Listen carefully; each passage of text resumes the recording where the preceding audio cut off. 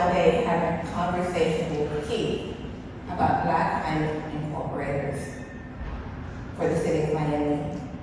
And he mentioned A.C. Lightborn.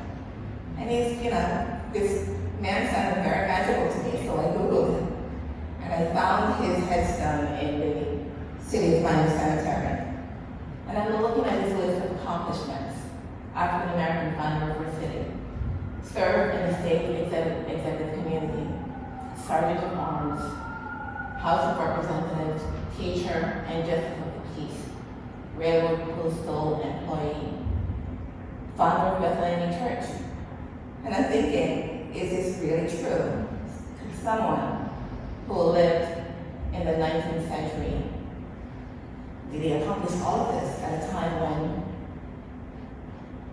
this country was so steeped in white supremacy? So I Googled him some more and I found a few articles, and the one that stood out was by a reference that another Miami pioneer made, and that was Isidore Cohen. And Mr. Cohen said, a darky named Lightborn gave that speech at the incorporation meeting. And I did not take kindly to Mr. Cohen's words, a darky. But I started to think about it. And that statement told me a lot. It told me, importantly, that there were Black people at the incorporation meeting. And one of them made a speech that was so significant that Isidore Cohen in 1911, which is 15 years after the Miami Incorporation, and again in 1921, made that statement that a darky named Lightborn gave the best speech. And I'm thinking that he must have admired A.C. Lightborn. They might have even been friends in early Miami, because he felt this information was so important, even after Lightborn's death in 1908. Now, in order to incorporate a city, a settlement into a city, the state of Florida mandated that there be 300 people living in the area. There were 300 people here in Miami, but some of them were women. And the women were not allowed to vote, not even in a city founded by one. So 168 Black men were registered to vote in order to accomplish this, to make Miami a city. And this is the incorporation papers, which is here in the library. The next page shows some of the people that voted or were registered, and you can see at the end, they're listed as white or black, white, black.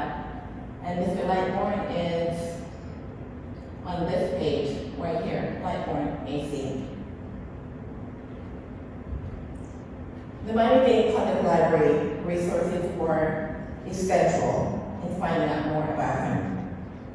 More specifically, the Ancestry.com edition, which if you are researching for yourself, if you have an account with Ancestry, you have to pay for it if you want any significant information. But the library edition here, you can actually access for free. And that is how I found Mr. Lightborn, information on Mr. Lightborn. And took me hours, because you have to go through lots of documents. I found this 1900 census information quite easily.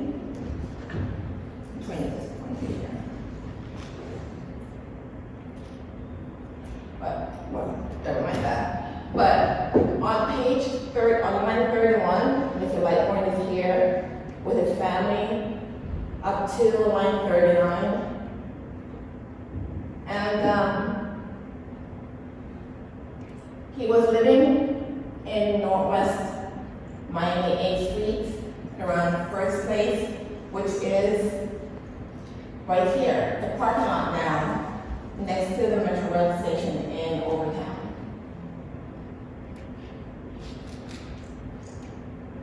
So, some digging here and there. The directory information came up quite easily, but so much more was still missing. But I went back to the 1900 census to find some information. They slowly disappeared from Miami. The youngest son, Harry, died in 1957.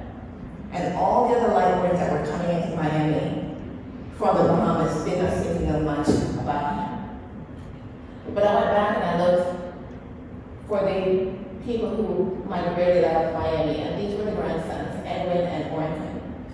And a few more searches, and I found Miss Allison Lightborn Jones.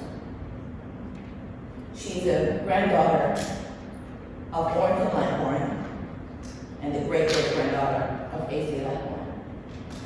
And this is the story of how the Lightborn family came full circle.